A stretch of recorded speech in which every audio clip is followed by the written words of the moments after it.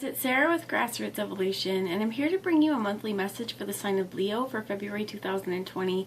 So guys, keep in mind it is general. It may fit your situation, it may not. Keep what for you, what you feel is for you on a soul level, and disregard the rest, my friends. Go about your day.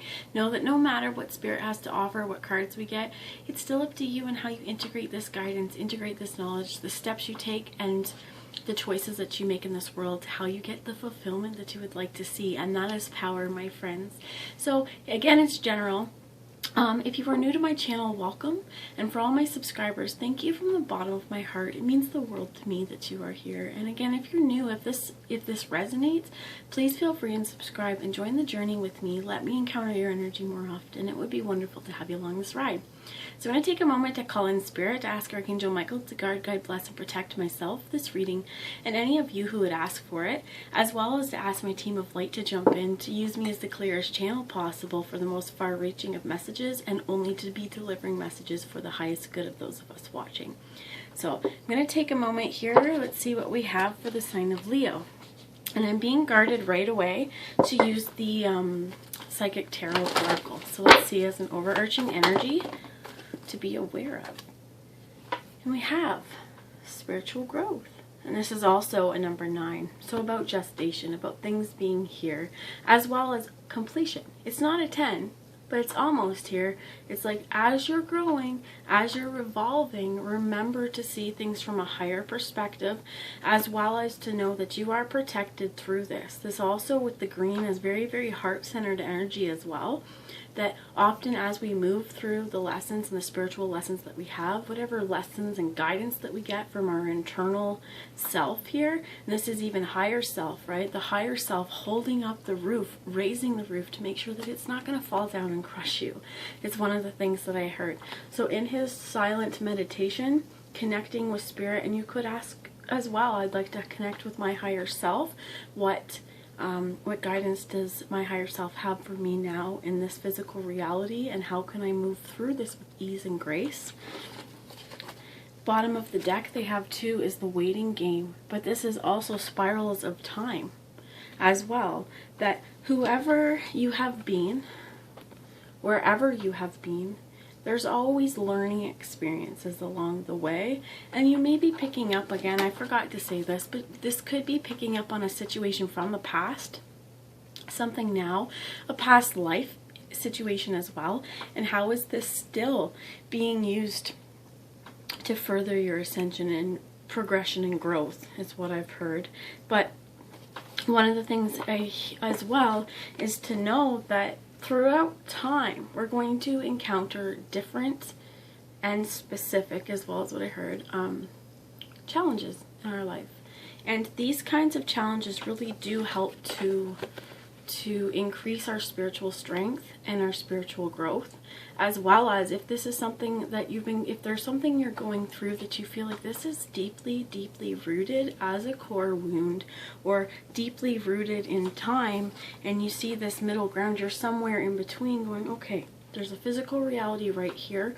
What lesson can I take from whatever I'm experiencing in the now and move past it? So again, this could be past life where it's still experiencing because we haven't learned the lessons yet along the way. But the bottom under that was awareness. So bringing awareness to the places where we need healing, bringing awareness to the places that we have grown, to the places where maybe we need a little bit of growth. But one of the things I heard with this, and I want you to remember, is coming from a place of inclusivity to ourselves and non-judgment, so that we can experience what we're going through and trying not to judge ourselves. And I gotta say, that's one of the hardest things on the spiritual journey, is that as we grow, there's a reason why they're called growing pains. It's not always easy to be able to manifest into our worlds a better reality and a better life, and often to do this it means encountering experiences from our past. And this is important as well, to see time as fluid, to know as well that the growth from the top is still connected to the roots at the bottom as well, and that everything that we do from here on out, I'm hearing as well with core wounds here, but this is not just that. It's whatever we nurture the roots, it's going to show up in the foliage. It's going to show up in what's visible. So oftentimes this is the hidden, and this is also walking between the hidden and the seen realms. And being able to decipher the meanings as well of some of the times that we're standing in.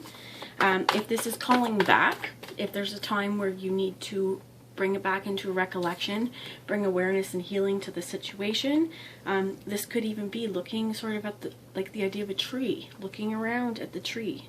And for us to be able to see that tree has had to been cut, it's had to been wounded for us to see the insides. I feel like this is, we don't have to cut ourselves open. Don't do that. But this is taking that internal look to be like, okay, everything that shaped me, the rings of time in my trunk, you know, where is my growth? What information do my roots hold that I can use in this point to help me grow? If that made sense. So we're going to ask one more message before moving on. I heard snake and then my ring fell off. My ring is a snake. And while I was trying to shuffle that, it came off. One of the things that I heard was the snake sheds its skin because it needs to grow. Snake doesn't stay the same size the whole time, and this is also Kundalini. For us to grow, we may have to look at experiences that shaped us.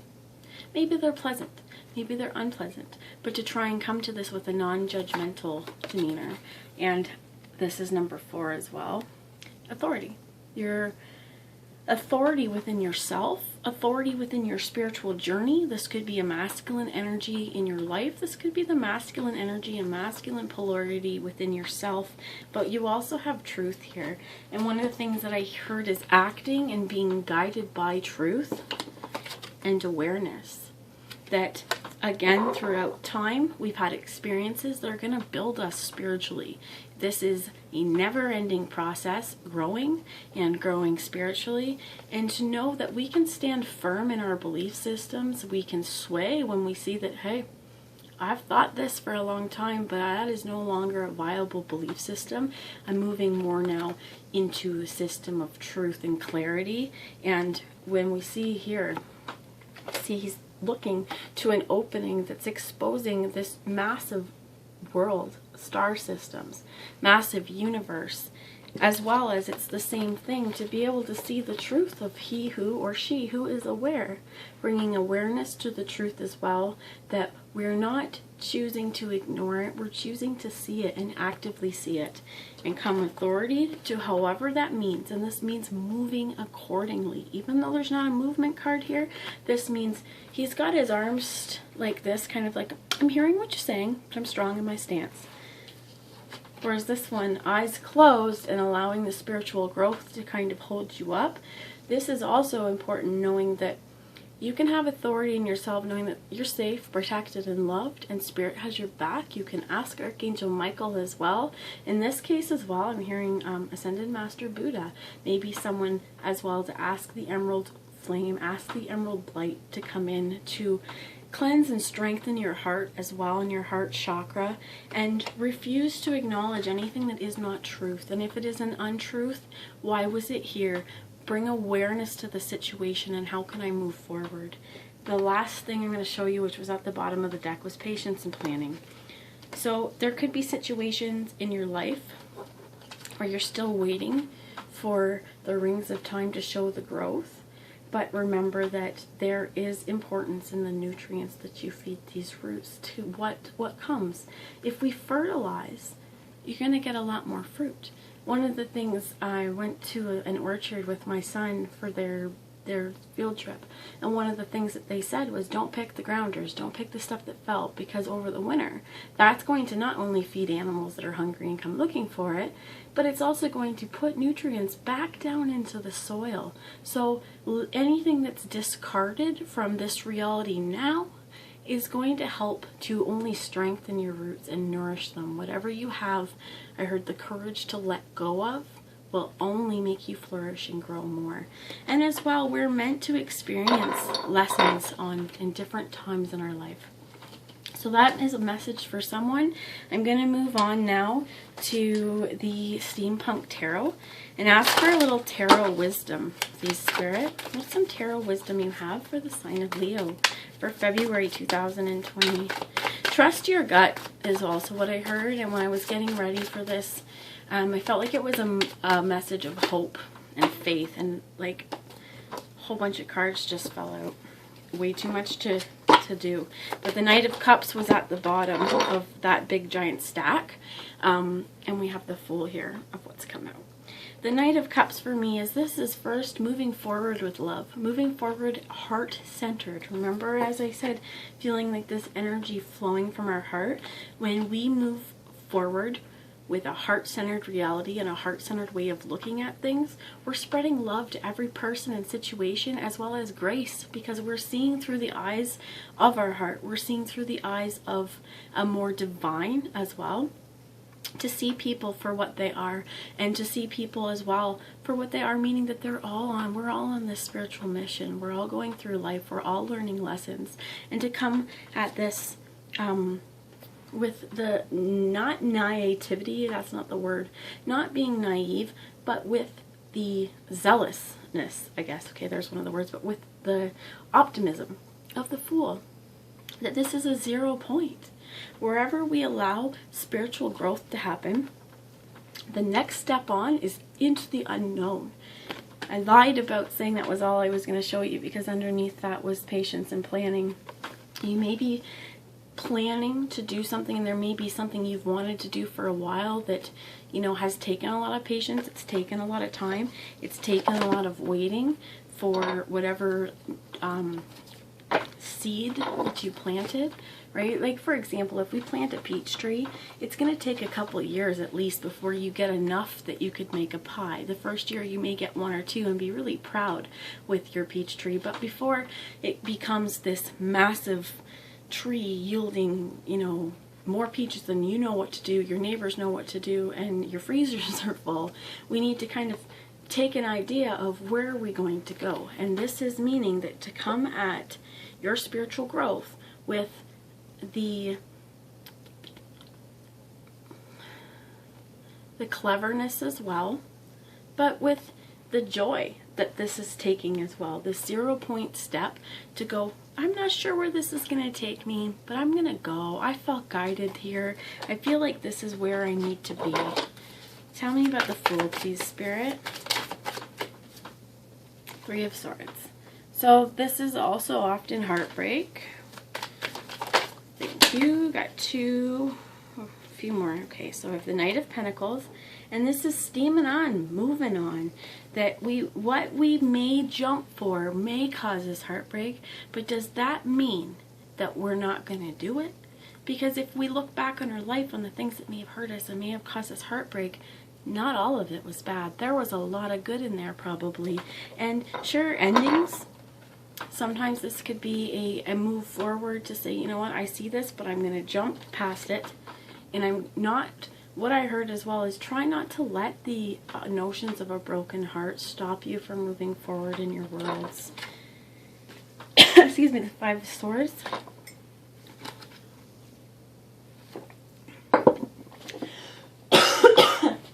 Okay, sorry.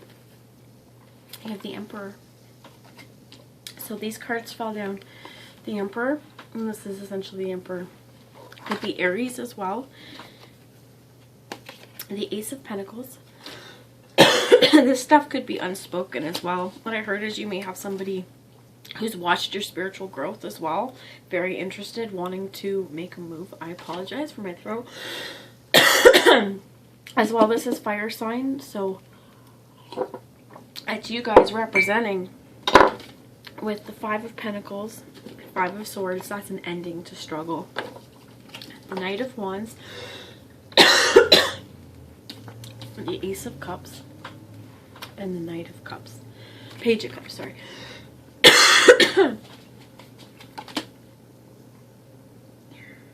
This one. Chariot. Movement. putting an ending to struggles. If you're having discussions or difficult discussions with other people, seeing clearly, seeing what this interaction was brought to me for, how to move through it, as well as if you're having trouble maintaining inner authority, to see if there's brokenheartedness or behavior that has cause in brokenheartedness. If it's within you, how can you remedy it?